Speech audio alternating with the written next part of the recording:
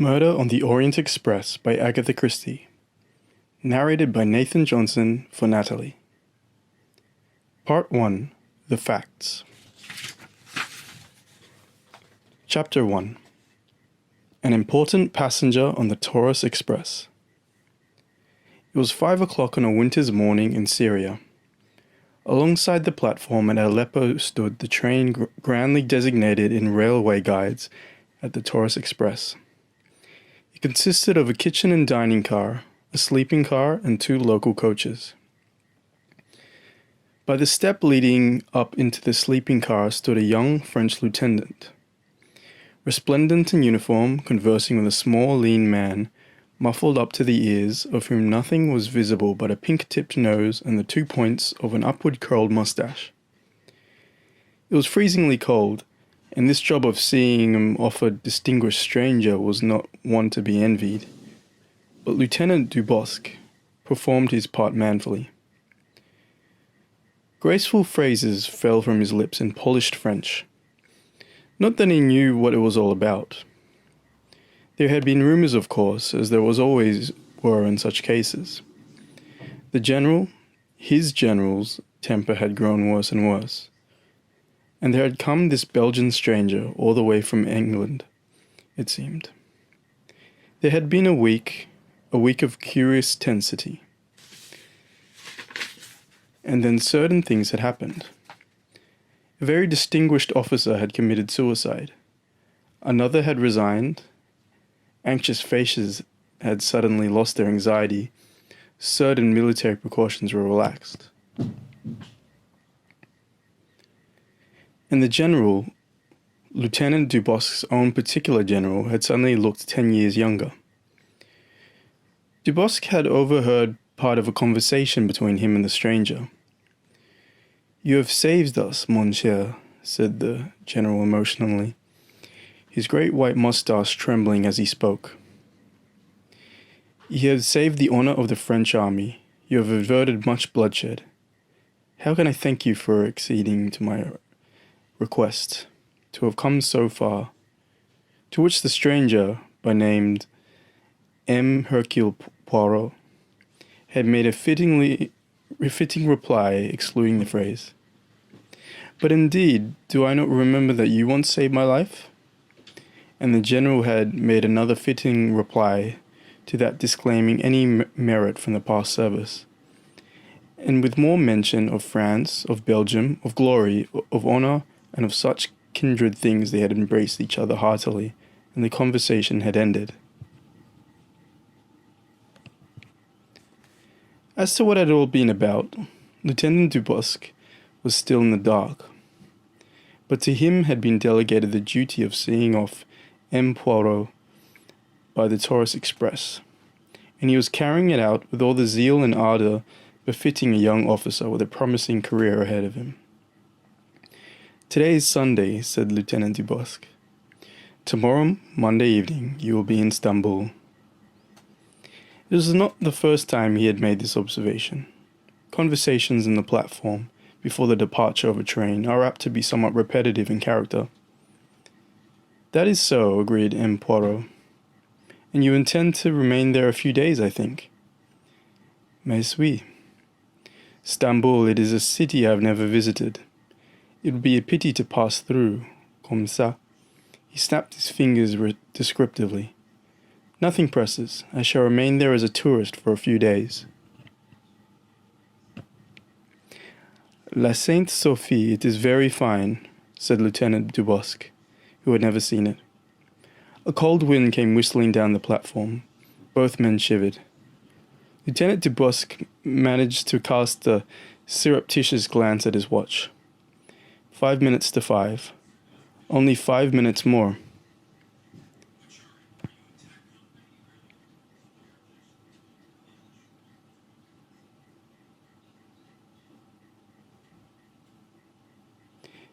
"Mais oui, Istanbul. It is a city I have never visited. It would pity to pass through, comme ça." He snapped his fingers descriptively. "Nothing presses. I shall remain there as a tourist for a few days." La Sainte Sophie, it is very fine, said Lieutenant Dubosc, who had never seen it. A cold wind came whistling down the platform. Both men shivered. Lieutenant Dubosc managed to cast a surreptitious glance at his watch. 5 minutes to 5. Only 5 minutes more. Fancying that the other man had noticed his surreptitious glance, he hastened once more into speech. "There are few people travelling this time of year," he said, glancing up at the windows of the sleeping car above them. "That is so," agreed M. Poirot. "Let us hope you will not be snowed up in the Taurus." "That happens?" "It has occurred, yes. Not this year as yet." "Let us hope then," said M. Poirot. "The weather reports from Europe, they are bad." "Very bad. In the Balkans there is much snow. In Germany too, I have heard." Bien," said Lieutenant Dubosc hastily as another pause seemed to be about to occur. "Tomorrow evening at 7:40 you will be in Constantinople." "Yes," said M. Poirot, and went on desperately. "La Sainte Sophie, I've heard it is very fine." "Magnificent, I believe." Above their heads the blinds of one of the sleeping car compartments were pushed aside and a young woman looked out. Mary Debenham had had little sleep since she left Baghdad on the preceding Thursday. Neither in the train to Kirkuk, nor in the rest house at Mosul, nor last night in the train had she slept properly. Now, weary of lying wakeful in the hot stuffiness of her overheated compartment, she got up and peered out. This must be Aleppo. Nothing to see, of course. Just a long, poor-lighted platform with loud, furious altercations in Arabic going on somewhere. 2 men below her window were talking French. One was a French officer. The other one was a little man with enormous mustache. She smiled faintly. She had never seen anyone quite so heavily muffled up. It must be very cold outside. That is why they heated the train so terribly. She tried to force the window down lower, but it would not go.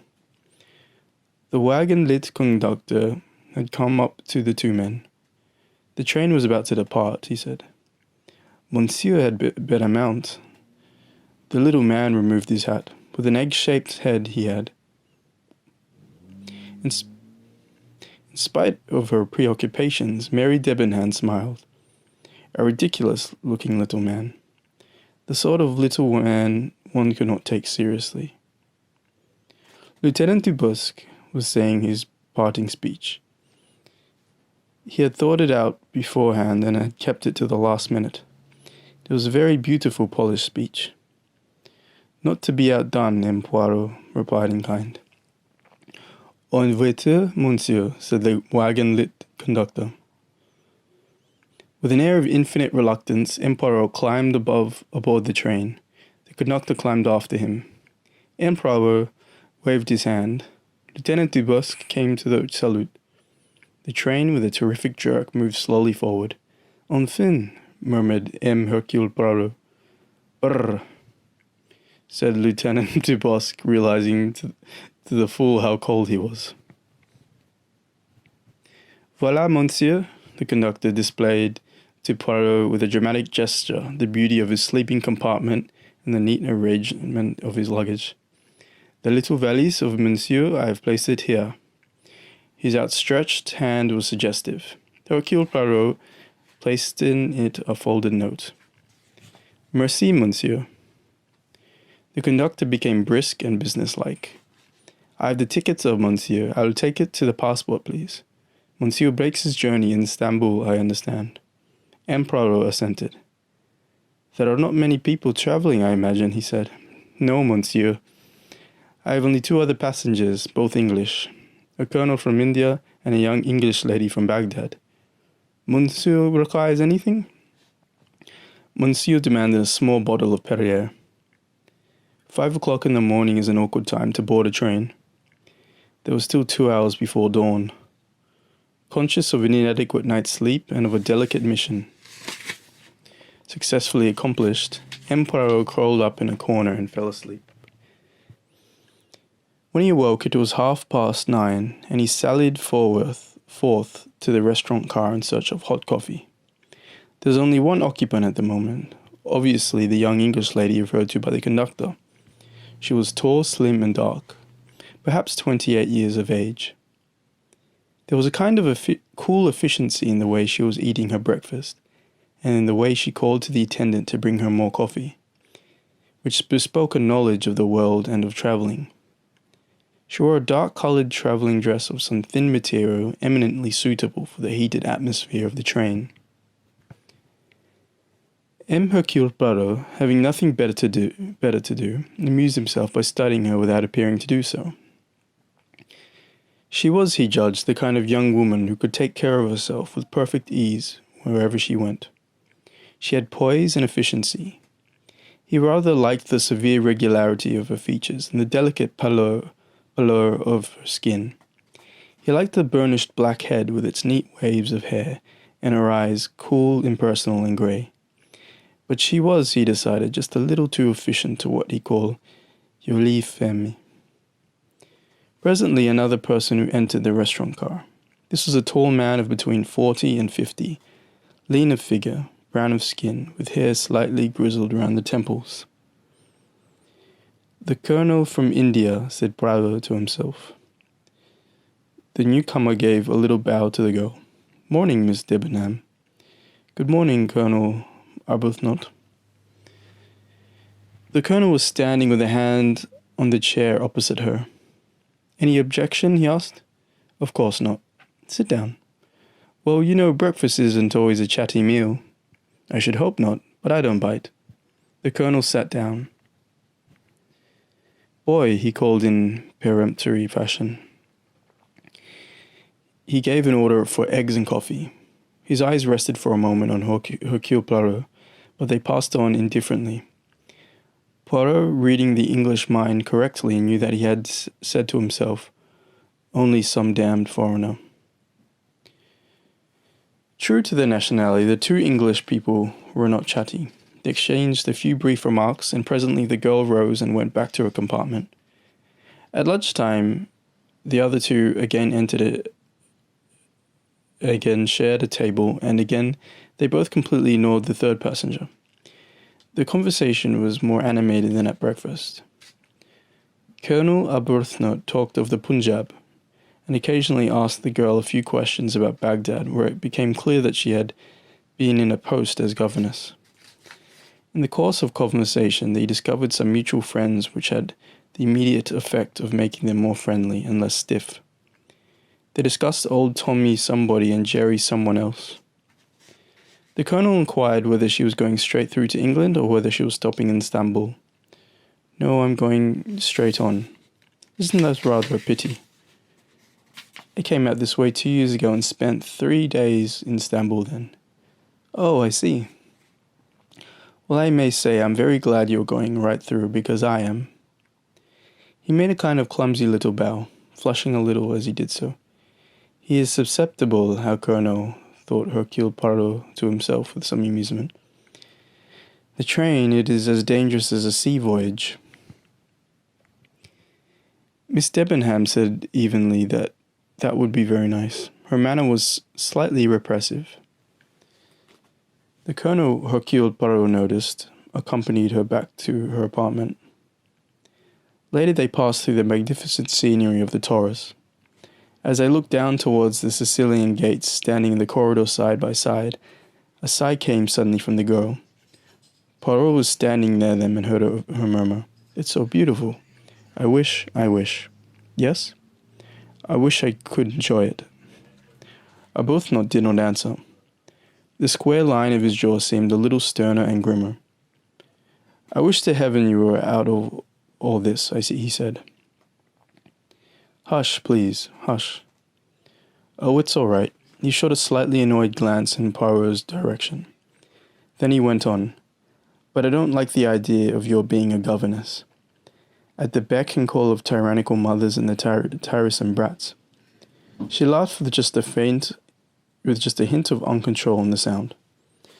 "Oh, you mustn't think that. The downtrodden governess is quite an exploded myth. I can assure you that it's the parents who are afraid of being bullied by me." They said no more.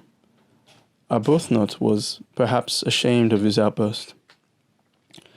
"Rather an odd little comedy that I watch here," said Poirot to himself thoughtfully. He was to remember that thought of his later. They arrived at Konya that night after 11:30. The two English travellers got out to stretch their legs, pacing up and down the snowy platform. Emperor was content to watch the teeming activity of the station through a window pane. After about 10 minutes, however, he decided that a breath of air would not perhaps be a bad thing after all. He made careful preparations, wrapping himself in several coats and mufflers and encasing his neat boots in goloshes. Thus attired, they descended gingerly to the platform. Descended gingerly to the platform and began to pace its length.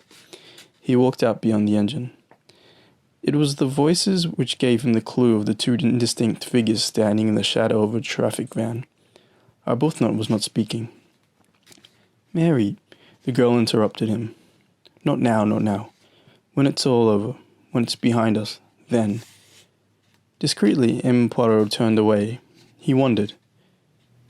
He would hardly have recognized the cool, efficient voice of Miss Debenham. Curious, he said to himself. The next day he wondered whether perhaps they had quarrelled. They spoke little to each other. The girl, he thought, looked anxious. There were dark circles under her eyes. It was about 2:30 in the afternoon when the train came to a halt. Heads were poked out of windows.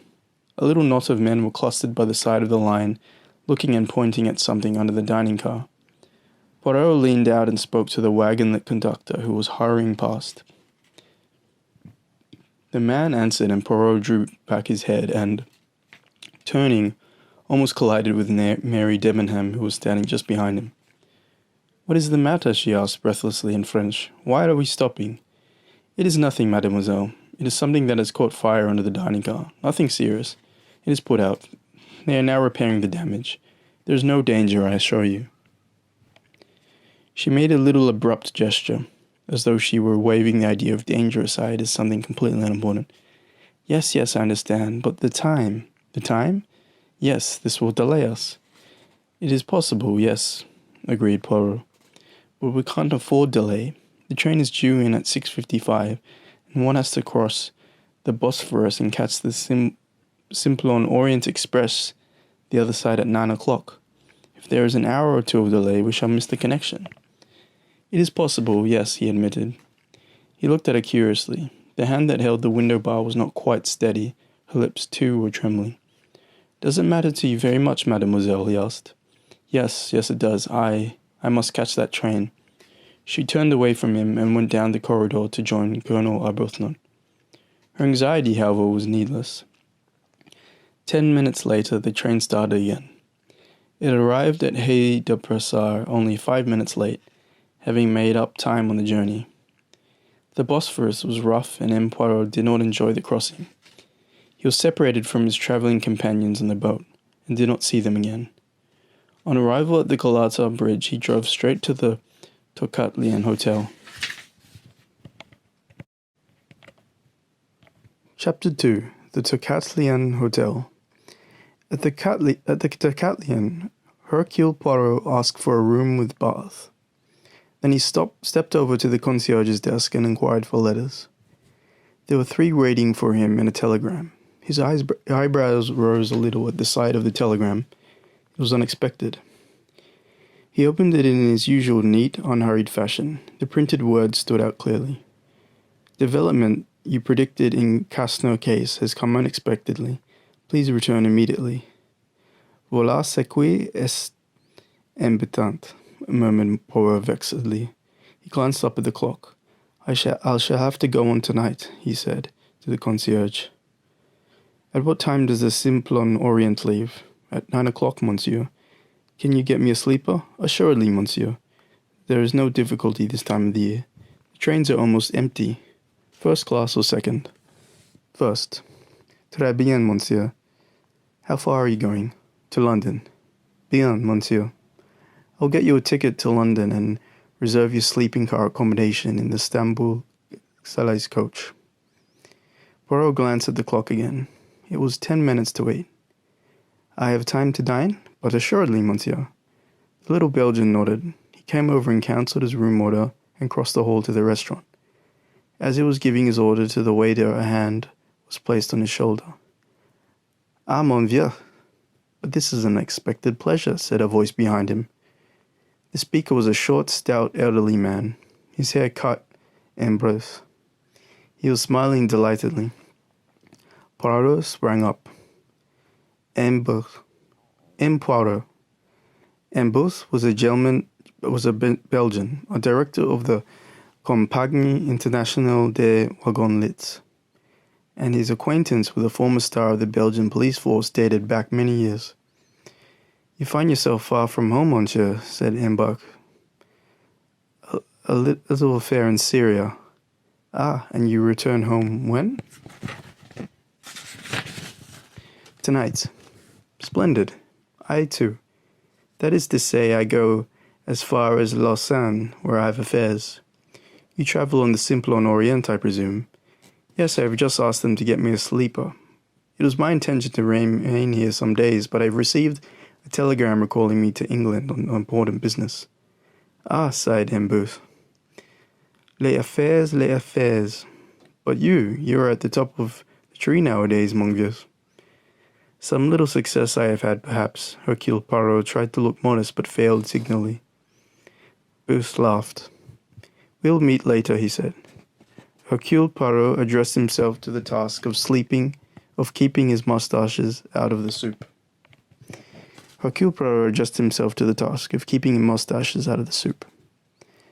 That difficult task accomplished, he glanced around him whilst waiting for the next course. There were only about half a dozen people in the restaurant, and of those half dozen, there were only two that interested Hercule Poirot. These sat at a table not far away. The younger was a likable-looking man of 30, clearly an American. It was, however, not he, but his companion who attracted the little detective's attention. He was a man of between 60 and 70. From a little distance, he had the bland aspect of a philanthropist. His slightly bald head, his domed forehead, the smiling mouth that displayed a very white set of false teeth, all seemed to speak of a benevolent personality. On the eyes bellied this assumption. They were small, deep-set, and crafty. Not only that, as the man making some remark to his young companion glanced across the room, his gaze stepped on Poirot for a moment, and just for that second there was a strange malevolence and an unnatural intensity in the glance. Then he rose. "Pay the bill, Hector," he said. His voice was slightly husky in tone. It had a queer, soft, dangerous quality. When Poirot rejoined his friend in the lounge, the other two men were just leaving the hotel. The luggage was being brought down. The younger was supervising the process. Presently he opened the glass door and said, "Quite ready now, Mr. Ratchet." The elder man grunted an assent and passed out. "Eh bien," said Poirot. "What do you think of those two?" "They are Americans," said Ambrose. "Assuredly they are Americans. I mean, what did you think of their personalities?" The young man seemed quite agreeable. "And the other?" "To tell the truth, my friend, I did not care for him. He produced on me an unpleasant impression. And you?" Hercule Poirot was a moment before replying. When he passed me in the restaurant, he said at last, "I had a curious impression. It was as though a wild animal, an animal savage but savage, you understand, had passed me by. And yet he looked almost altogether respectable. Precisement. The body, the cage, is everything of the most respectable. But through the bars the wild animal looks out." "You are fanciful, mon vieux," said Embus. "It may be so, but I could not rid myself of the impression that evil had passed me by very close. That respectable American gentleman. "Well," said Embus cheerfully, "it may be so. There is much evil in the world."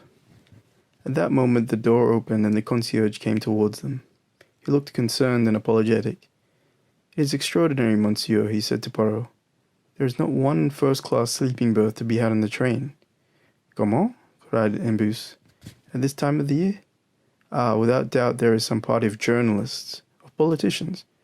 "I don't know," said the concierge, turning to him respectfully, "but that's how it is." Well, well, Embus turned to Poirot. Have no fear, my friend. We will arrange something. There is always one compartment, the number 16, which is not engaged. The conductor sees to that. He smiled and glanced up at the clock. Come, it is time we started.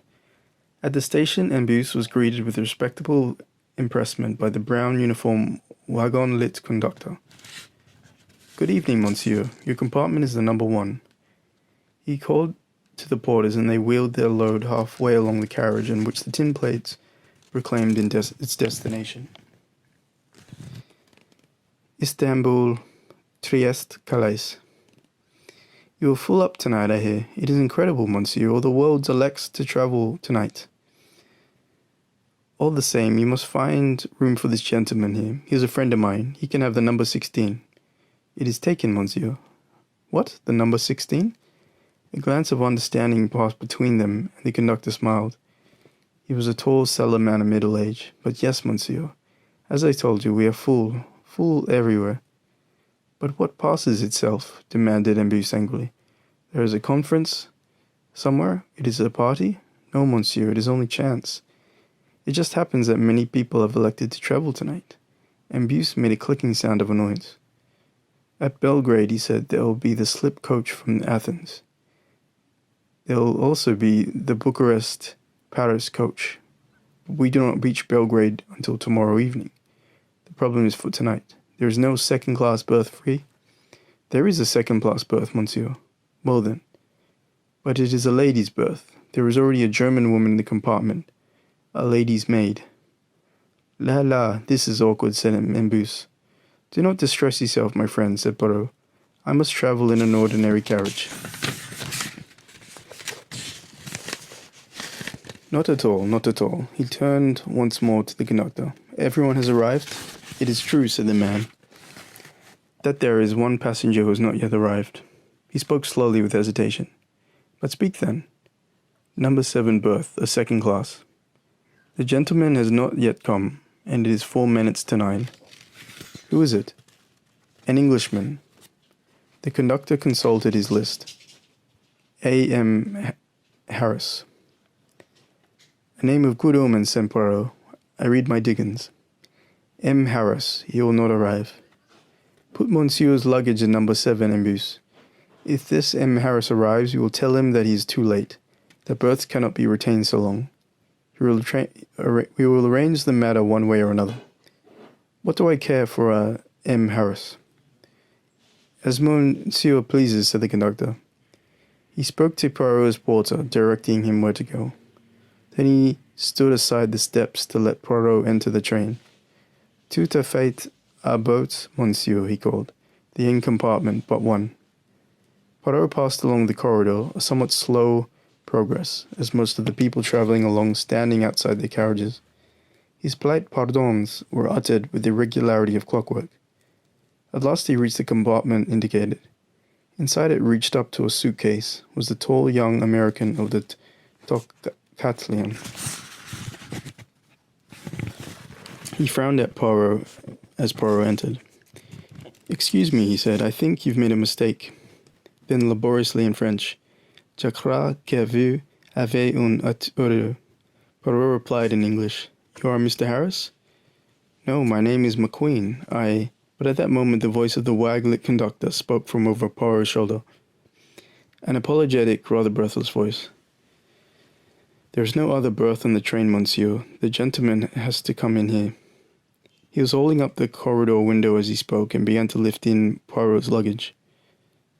Poirot noticed the apology in his tone with some amusement. Doubtless the man had been promised a good tip if he could keep the apartment for the sole use of the other traveller. However, even the most munificent of tips lose their effect when a director of the company is on board and issues his orders.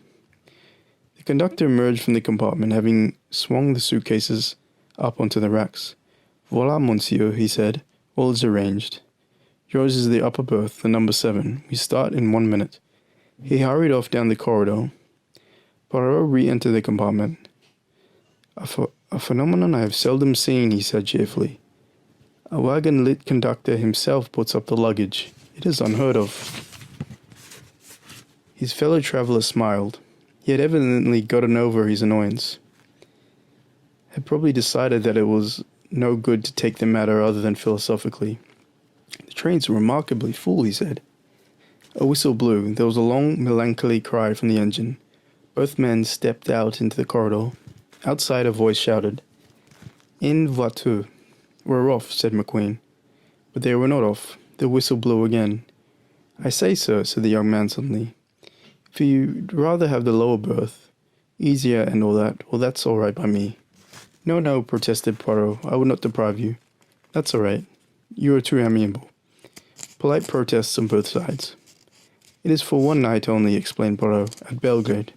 "Oh, I see. You're getting out at Belgrade." "Not exactly. You see." There was a sudden jerk. Both men swung around to the window, looking out the long lighted platform as it slid slowly past them. The Orient Express had started on its 3 days' journey across Europe. Chapter 3. Poirot refuses a case. M. Hercule Poirot was a little late in entering the luncheon car on the following day. He had risen early, breakfasted almost alone, and spent the morning going over the notes of the case that was calling him to London. He had seen little of his travelling companion. M. Booth, who was already seated, gesticulated a greeting and summoned his friend to the empty place opposite him. Poirot sat down and soon found himself in the favoured position of the table, which was served first and with the choicest morsels. The food, too, was unusually good. It was not till they were eating a delicate cream cheese that M. Booth allowed his attention to wander to matters other than nourishment. He was at the stage of a meal when one becomes philosophic. "Ah," he sighed, "if I had but put the pen of a Balzac, I would depict this scene." He waved his hand. "It is an idea that," said Poirot. "Ah, you agree. It has not been done, I think, and yet it lends itself to romance, my friend. All around us are people of all classes, of all nationalities, of all ages. For 3 days these people, these strangers to one another, are brought together. They sleep and eat under one roof. They cannot get away from each other. At the end of 3 days they part, they go their several ways, never perhaps to see each other again. And yet," said Poirot, "suppose an accident—" "Ah, no, my friend. From your point of view, it would be regrettable, I see. But nevertheless, let us for one moment suppose it. Then perhaps all these here are linked together by death." "Some more wine," said M. Booth, hastily pouring it out. "You are morbid, monsieur. It's perhaps the digestion." "It is true," agreed Poirot, "that the food in Syria was not, perhaps, quite suited to my stomach." He sipped his wine, then leaning back, he ran his eye thoughtfully round the dining car. There was 13 people seated there, and, as M. Booth had said, of all classes and nationalities. He began to study them. The table opposite them were 3 men. They were, he guessed, single travellers graded and placed there by the unerring judgment of the restaurant attendants. A big, swarthy Italian was picking his teeth with gusto. Opposite him, a spare, neat Englishman had the expressionless, disapproving face of the well-trained servant. Next to the Englishman was a big American in a loud suit, possibly a commercial traveller. "You've got to put it over big," he was saying in a loud, nasal voice. The Italian removed his toothpick to gesticulate with it freely. "Sure," he said. "That's what I say all the time." The Englishman looked out of the window and coughed. Poirot's eyes passed on. At a table, sitting very upright, was one of the ugliest old ladies he had ever seen. It was an ugliness of distinction. It fascinated rather than repelled. She sat very upright. Round her neck was a collar of very large pearls, which, improbable though it seemed, were real. Her hands were covered with rings. Her sable coat was pushed back on her shoulders. A very small, expensive black toque was hideously unbecoming to the yellow, toad-like face beneath it. She was speaking now to the restaurant attendant in a clear, courteous, but completely autocratic tone. "You'll be sufficiently amiable to place in my compartment a bottle of mineral water and a large glass of orange juice.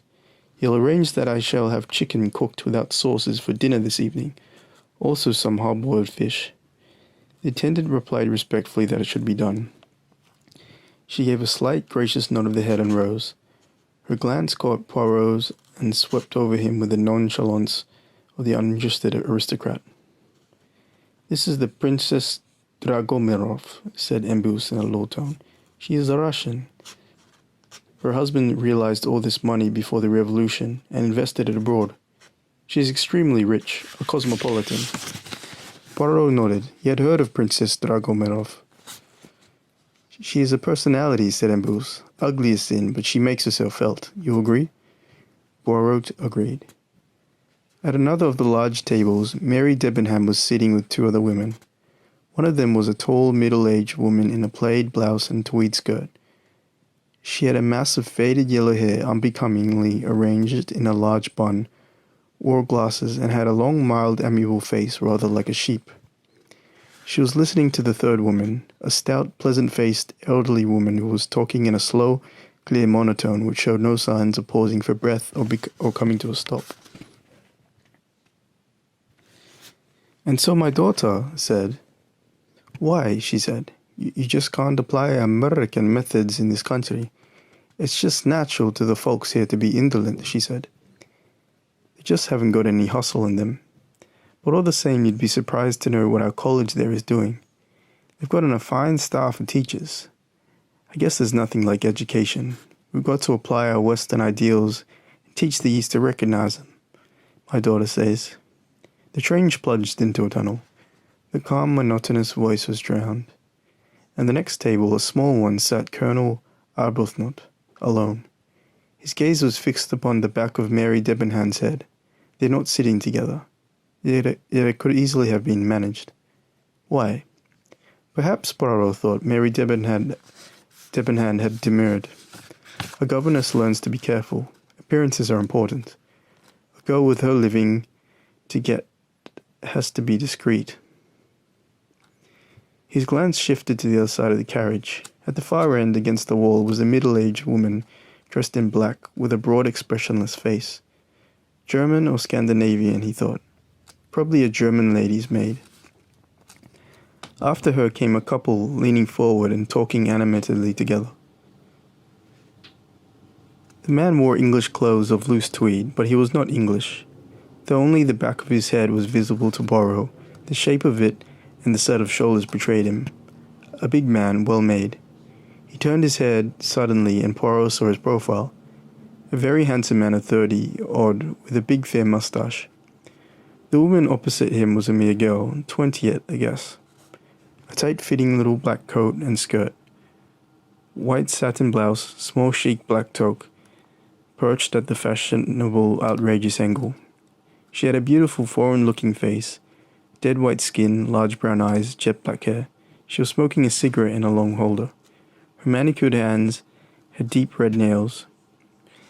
She wore one large emerald set in platinum. There was coquetry in her glance and voice. "Elle est jolie et chic," murmured Poirot. "Husband and wife, eh?" Embus nodded. "Hungarian embassy, I believe," he said. "A handsome couple." There were only two more lunches, Poirot's fellow traveller, McQueen, and his employer, Mr. Ratchet.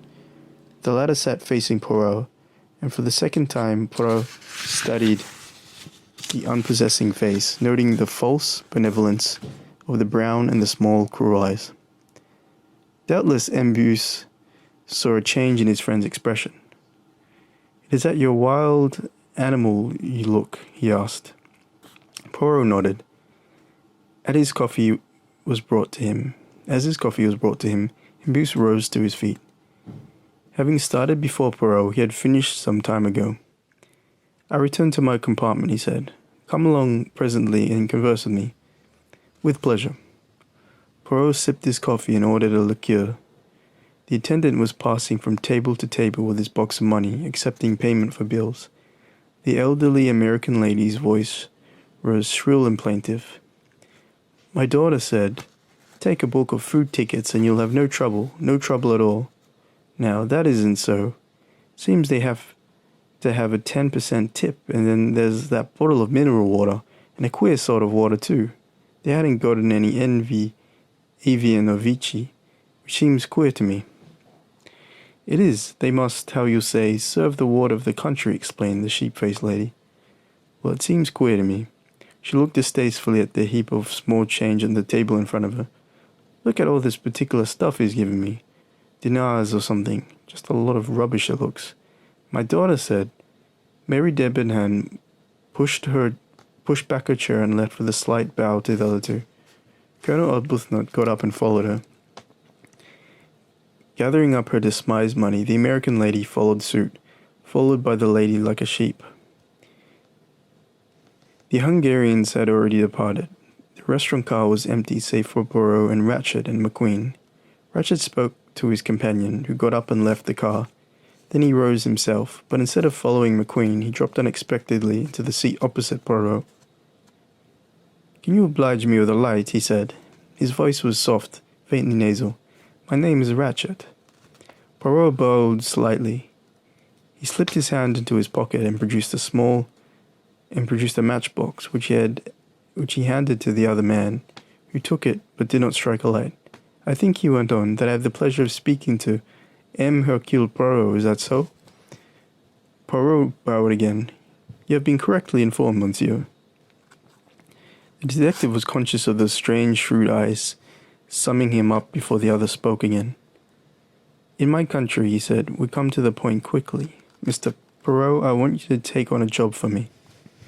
Hercule Poirot's eyebrows went up a trifle. "My clientele, monsieur, is limited nowadays. I undertake very few cases." "Why, naturally, I understand that. But this, Mr. Poirot, means big money." He repeated again in his soft, persuasive voice. "Big money."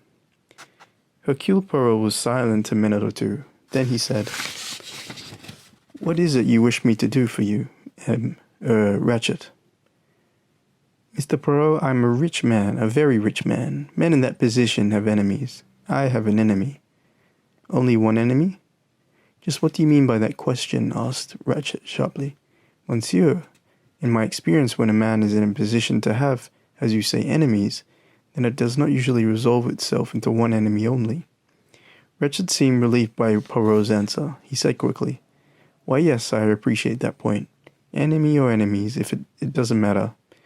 What does matter is my safety." "Safety? My life has been threatened, Mr. Poirot. Now, I'm a man who can take pretty good care of himself." From the pocket of his coat, his hand brought a small automatic into sight for a moment. He continued grimly, "I don't think I'm the kind of man to be caught napping, but as I look at it, I might as well make assurance doubly sure. I fancy you're the man for my money, Mr. Poirot. And remember, big money." Poirot looked at him thoughtfully for some minutes. His face was completely expressionless. The other could have had no clue as to what thoughts were passing in that mind. "I regret, monsieur," he said at length, "I cannot oblige you." The other looked at him shrewdly. "Name your figure, then," he said. Poirot shook his head. "You do not understand, monsieur. I have been very fortunate in my profession. I have made enough money to satisfy both my needs and my caprices. I take now only such cases as interest me." "You've got a pretty good nerve," said Ratchet. "Will $20,000 tempt you?" "It will not. If you're holding out for more, you won't get it. I know what a thing's worth to me." "I also, Mr. Ratchet." "What's wrong with my proposition?" Poirot rose. "If you'll forgive me for being personal, I do not like your face, Mr. Ratchet," he said. And with that, he left the restaurant car.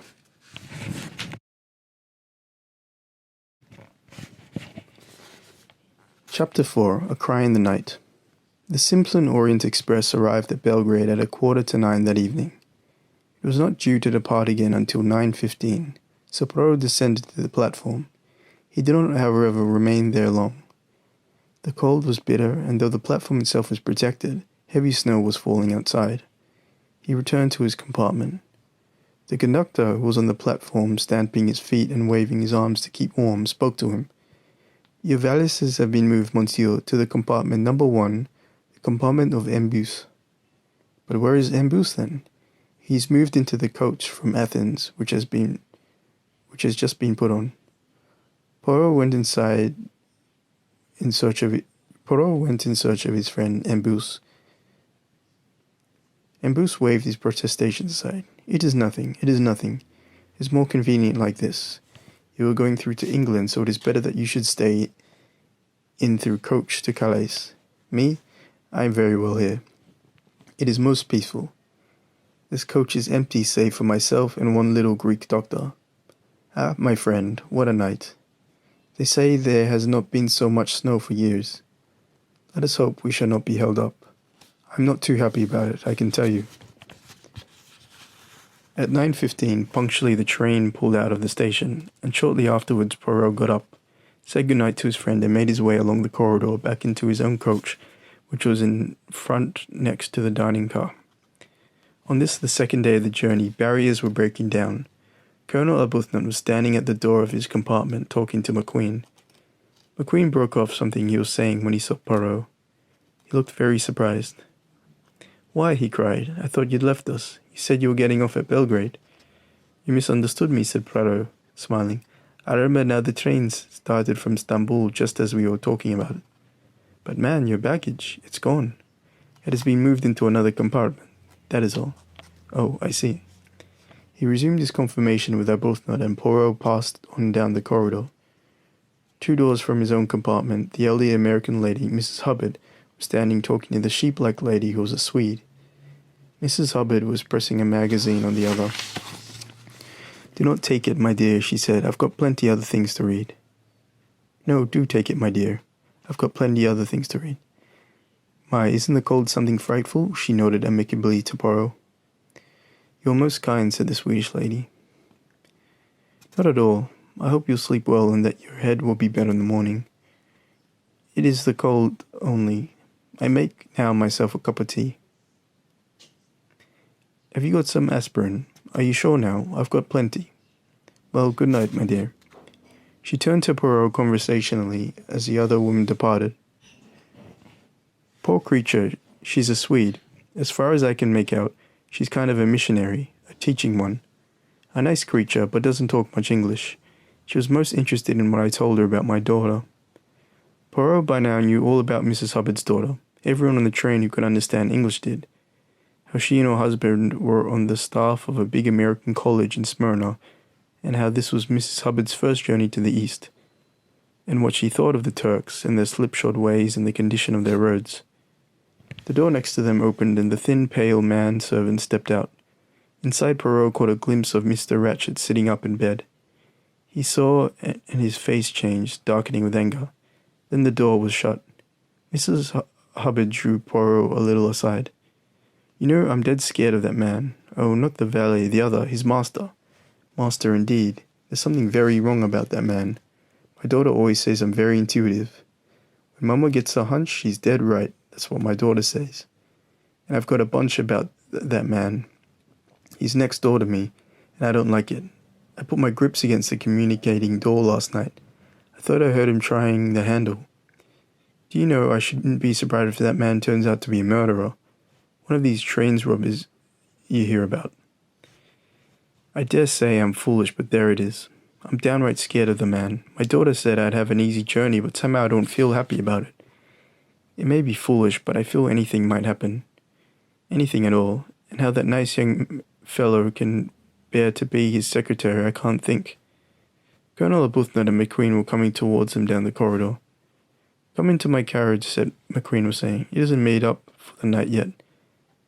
Now what I want to get right about your porcelain in India is this." The men passed and went on down the corridor to McQueen's carriage. Mrs. Hubbard said goodnight to Poirot. "I guess I'll go right to bed and read," she said. "Good night.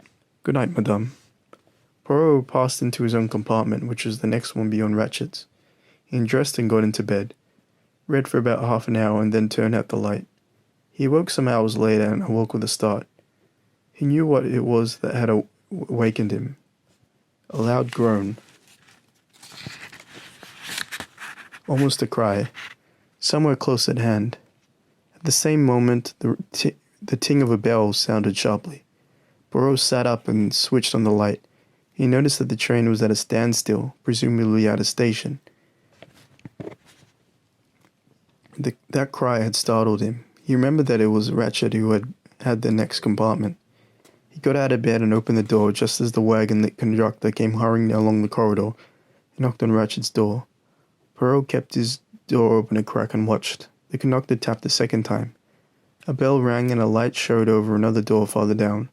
The conductor glanced over his shoulder. At the same moment, a voice from within the next door compartment called out, "Ce n'est rien. Je m'y suis trompé." "Bien, monsieur." The conductor scurried off again to knock at the door where the light was showing. Poirot returned to bed, his mind relieved, and switched off the light. He glanced at his watch. It was 23 minutes to 1. Chapter 5. The Crime. He found it difficult to go to sleep again at once. For one thing, he missed the motion of the train. If it was a station outside, it was curiously quiet. By contrast, the noises on the train seemed unusually loud. You could hear Ratchet moving about next door, a click as he pulled down the wash basin, the sound of the tap running, splashing noise, then another click as the basin shut to again. Footsteps passed up the corridor outside, the shuffling footsteps of someone in bedroom slippers. Hercule Poirot lay awake, staring at the ceiling. Why was the station outside so silent? His throat felt dry. He had forgotten to ask for his usual bottle of mineral water. He looked at his watch again. Just after 1:15, he would ring for the conductor and ask him for some mineral water. His finger went out to the bell, but he paused as in the stillness he heard a ting. The man couldn't answer every bell at once. Ting, ting, ting.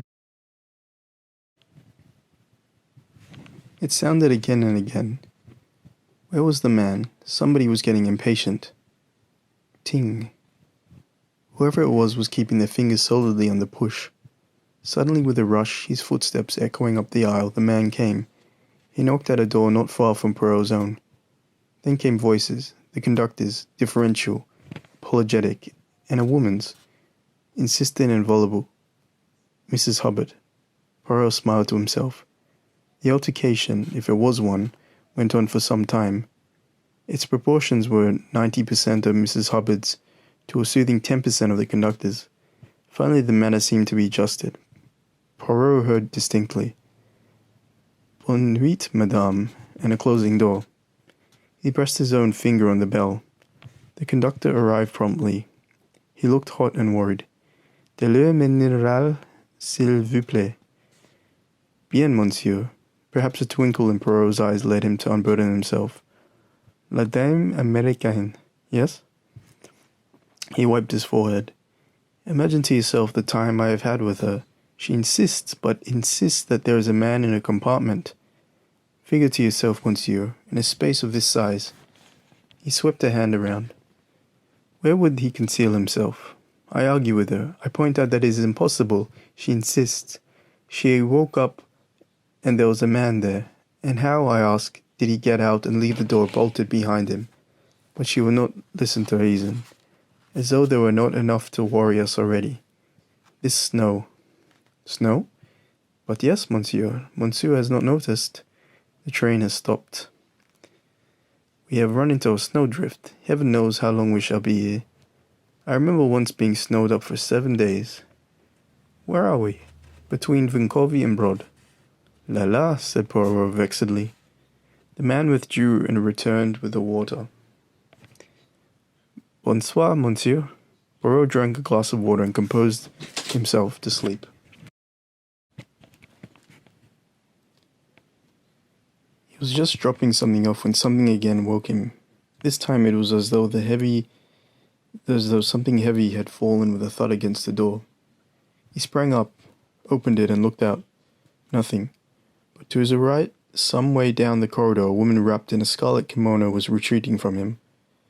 At the other end, sitting on his little seat, the conductor was entering up figures on large sheets of paper. Everything was deathly quiet.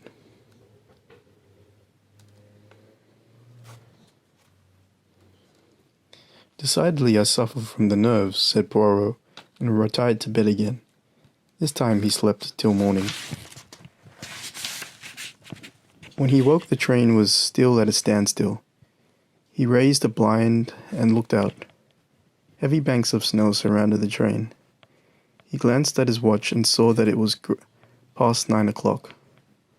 At 10:15, neat, spruce, and dandified as ever, he made his way to the restaurant car, where a chorus of woe was going on. Any barriers there might have been between the passengers had now quite broken down. All were united by a common misfortune. Mrs. Hubbard was loudest in her lamentations. My daughter said it would be the easiest way in the world. Just sit in the train until I got to Paris. And now we may be here for 4 days and days. Now we may be here for days and days, she wailed. And my boat sails the day after tomorrow. How am I going to catch it now? Why, I can't even wire to cancel my passage. I feel too mad to talk about it. The Italian said that he had urgent business himself in Milan. The large American said that was too bad, ma'am, and soothingly expressed a hope that the train might make up time. My sister, her children wait for me, said the Swedish lady, and wept. I get no word to them. What they think. They will say bad things have happened to me. How long shall we be here? Demanded Mary Debenham. Doesn't anyone know? Her voice sounded impatient, but Poirot noted that there were no signs of that almost feverish anxiety which she had displayed during the check to the Tourist Express. Mrs. Hubbard was off again. There isn't anybody knows a thing on this train, and nobody's trying to do anything, just a pack of useless foreigners. Why, if this were at home, there'd be someone at least trying to do something. Arbuthnot turned to Poirot and spoke in careful British French. Vous êtes un directeur de la ligne, je crois, monsieur.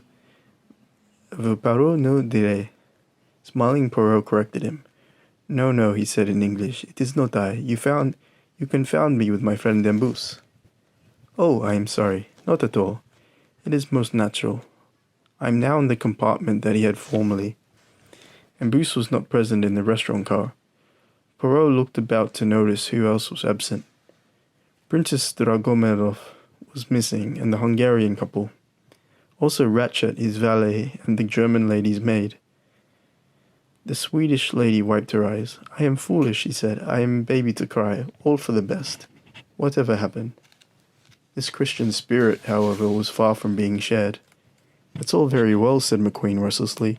We may be here for days. What is this country anyway? Demanded Mrs. Hubbard tearfully.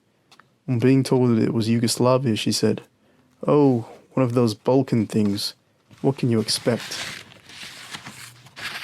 You're the only patient one, mademoiselle, said Poirot to Miss Debenham. She shrugged her shoulders slightly. What can one do? You are a philosopher, mademoiselle. That implies a detached attitude. I think my attitude is more selfish. I've learned to save myself useless emotion. She was not even looking at him. Her gaze went past him, out of the window, to where the snow lay in heavy masses. You are a strong character, mademoiselle, said Poirot gently. You are, I think, the strongest character among us. Oh, no indeed. I know one far stronger than I am. And that is? She seemed to suddenly come to herself, to realize that she was talking to a stranger, and a foreigner with whom, until this morning, she had only exchanged half a dozen sentences. She laughed, a polite but a strange laugh. Well, that old lady, for instance. You've probably noticed her, a very ugly old lady, but rather fascinating. She has only to lift a little finger and ask for something in a polite voice, and the whole train runs. It runs also for my friend Dembus, said Poirot. But that is because he is a director of the line, not because he is a masterful character. Mary Debenham smiled. The morning wore away. Several people, Poirot amongst them, remained in the dining car. The communal life was felt, at the moment, to pass the time better. He heard a good deal more about Mrs. Hubbard's daughter, and he heard the lifelong habits of Mrs. Hubbard, deceased from his rising in the morning and commencing breakfast with a cereal, to his final rest at night in the bed socks that Mrs. Hubbard herself had been in the habit of knitting for him. It was when he was listening to a confused account of the missionary aims of the Swedish lady that one of the wagon-lit conductors came into the car and stood at his elbow. Pardon, monsieur. Yes? The compliments of Embus, and he would be glad if you would be so kind as to come to him for a few minutes. Poirot rose, added excuses to the Swedish lady, and followed the man out of the dining car. It was not his own conductor, but a big fair man. He followed his guide down the corridor of his own carriage and along the corridor of the next one. The man tapped at a door, then stood aside to let Poirot enter. The compartment was not Embus's own. It was a slightly second-class one, chosen presumably because of its slightly larger size. It certainly gave the impression of being crowded.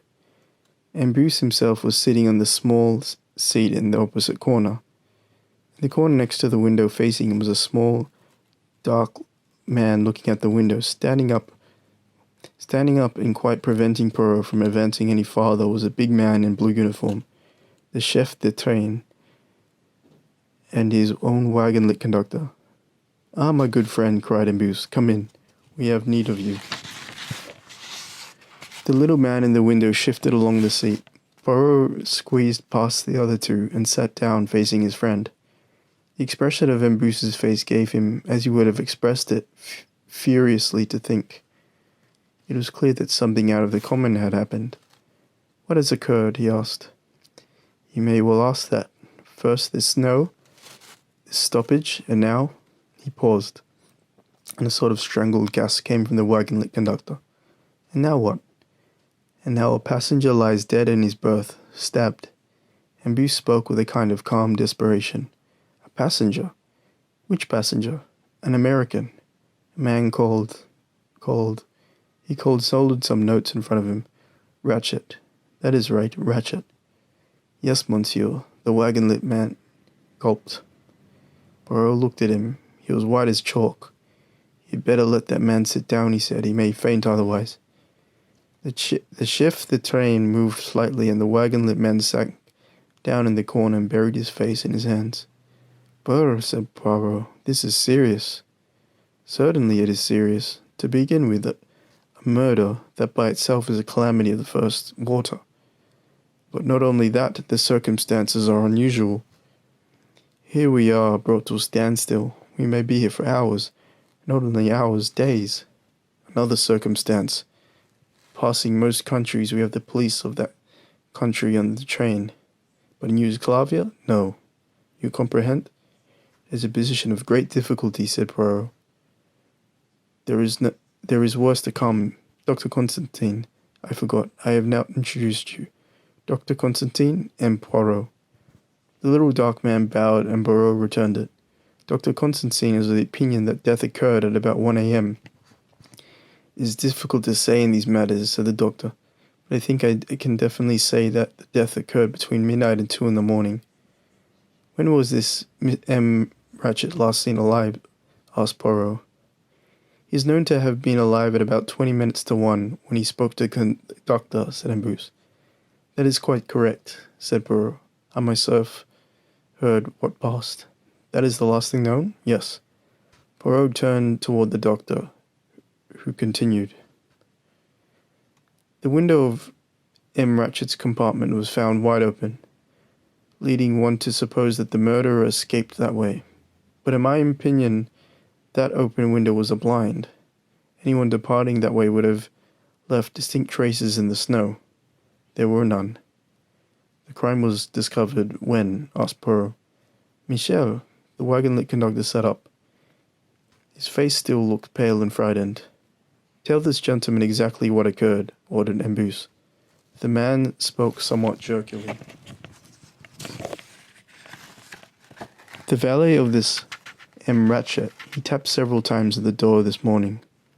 There was no answer. Then half an hour ago the restaurant car attendant came. He wanted to know if monsieur was taking déjeuner. It was 11 o'clock, you comprehend. I opened the door for him with my key, but there was a chain too, and this is fastened. There is no answer, and it is very still in there, and cold, but cold. With the window open and snow drifting in, I thought the gentleman had had a fit. Perhaps. I got the chef de train, we broke the chain and went in. He was... c'était terrible." He buried his face in his hands again. The door was locked and chained on the inside, said Poirot thoughtfully. It was not suicide, eh? The Greek doctor gave a sardonic laugh. Does a man who commits suicide stab himself in 12, 15 places, he asked. Poirot's eyes opened. That is great ferocity, he said. It is a woman, said the chef de train, speaking for the first time. Depend upon it, it was a woman. Only a woman would stab like that. Dr. Constantine screwed up his face thoughtfully. She must have been a very strong woman, he said. It is not my desire to speak technically. That is only confusing.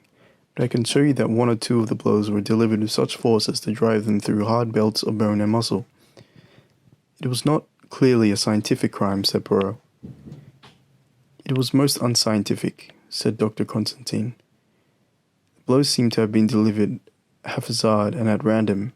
Some have glanced off, doing hardly any damage. It was as though somebody had shut their eyes and, in a frenzy, struck blindly again and again. C'est une femme, said the chef de train again. Women are like that. When they are enraged, they have great strength. He nodded so sagely that everyone suspected a personal experience of his own. I have perhaps something to contribute to his store of knowledge, said Poirot. Emmerich spoke to me yesterday. He told me, as far as I was able to understand him, that he was in danger of his life. Bumped off, that is the American expression, is it not? Said Embus. Then it is not a woman, it is a gangster or gunman. The chef de train looked pained at his theory having come to naught. If so, said Poirot, it seems to have been done very amateurishly. His tone expressed professional disapproval. There is a large American on the train, said Embus, pursuing his idea. A common-looking man with terrible clothes. He chews gum, which I believe is not done in good circles. You know whom I mean? The wagon-lit conductor, to whom he had appealed, nodded. Oui, monsieur, the number 16. But it cannot have been he. I should have seen him enter or leave the compartment. You might not, but he will go into that presently. We will go into that presently. The question is, what do we do? He looked at Poirot. Poirot looked back at him. Come, my friend, said Embus. You comprehend what I am about to ask of you. I know your powers. Take command of this investigation. No, do not refuse. See, to us it is serious. I speak of the Compagnie Internationale des Wagons. By the time the Yugoslavia police arrive, how simple if we can present them with the solution. Otherwise, delays, annoyances, 1,000,001 inconveniences. Perhaps, who knows, serious annoyance to innocent persons. Instead, you solve the mystery. We say, a murder has occurred. This is the criminal. And suppose I do not solve it? Ah, monsieur, Embus's voice became so positively caressing. I know your reputation. I know something of your methods. This is the ideal case for you, to look up the antecedents of all these people, to discover their bona fides. All that takes time and endless inconvenience. But have I not heard you say often that to solve a case a man has only to lie back in his chair and think? Do that.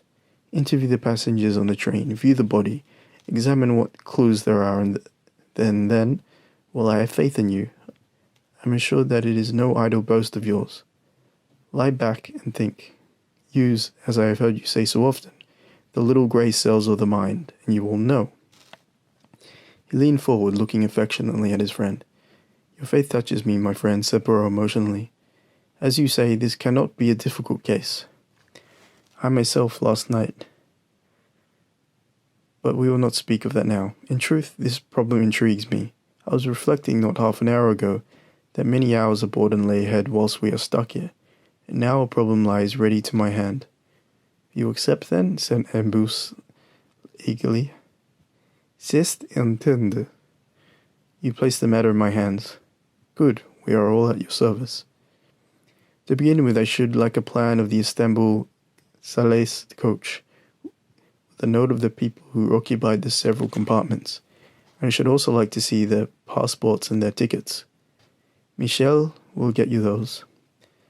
The wagon-lit conductor left the compartment. What other passengers are there on the train? Asked Poirot. In this coach, Dr. Constantine and I are the only travellers. and the coach from Bucharest is an old gentleman with a lame leg. He is well known to the conductor. Beyond that are the ordinary carriages, but these do not concern us, since they are locked after dinner had been served last night. Forward of the Istanbul Salais coach there is only the dining car. Then it seems, said Poirot slowly, as though we must look for our murderer in the Istanbul Salais coach. He turned to the doctor. That is what you are hinting, I think. The Greek nodded. At half an hour after midnight, we ran into the snowdrift. No one can have left the train since then. And Bruce said solemnly, the murderer is with us, in the train now.